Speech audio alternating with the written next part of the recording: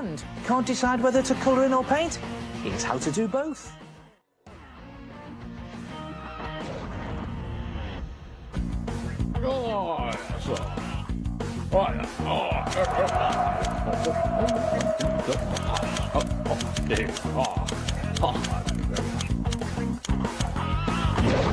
Have you ever done a picture and you can't decide whether to colour it in with paint or with your crayons? Well, sometimes it helps to use both. Here's a picture I've done of a dog who's lost its ball in a tree. Now, I've started to fill in the shapes with paint, but it's not working very well. There's too much detail for me to paint. There's the leaves and the bark on the tree, the grass, even the dog's hairy coat. Don't fancy doing that lot. That is where my crayons come in.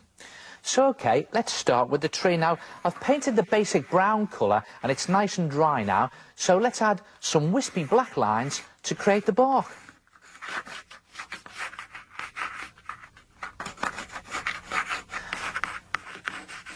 And don't forget, the trees have holes in them, so I'm going to put a hole in the tree there.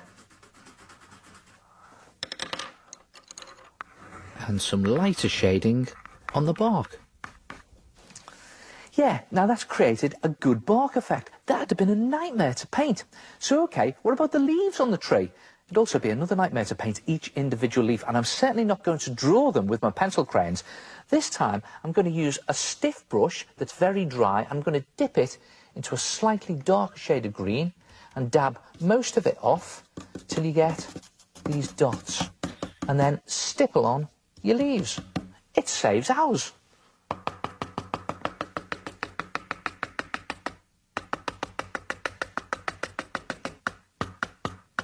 And again, use different shades of green this time. And dab it off. So you've got a nice dry brush, and on it goes.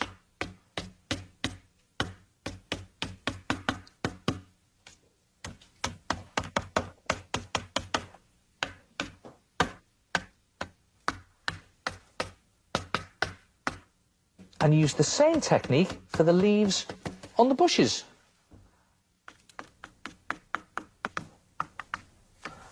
Now, for the dog's coat, how would you fancy painting each hair individually? No, neither do I. Back to the pencil crayons. Just use a colour that's slightly darker than the paint you've used to block in and hint at the lines of the hair or fur. And again, add in a few lighter and darker shades. And if you've got a nice big set of pencil crayons, you may have several shades of green, great for grass. Now, you can use them all together or individually. Watch this, all together. Yeah, this really saves you some time. Or you can use them individually to pick out little bits of detail.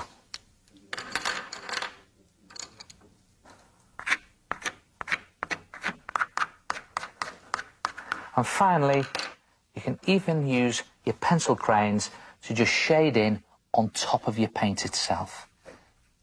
A little bit of shade around there.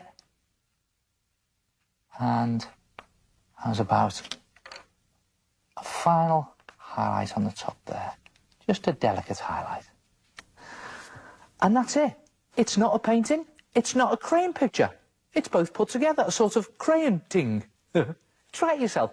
Paint your picture in simple blocks of paint and add on the detail with pencil crayon when it's dry. A crayonting.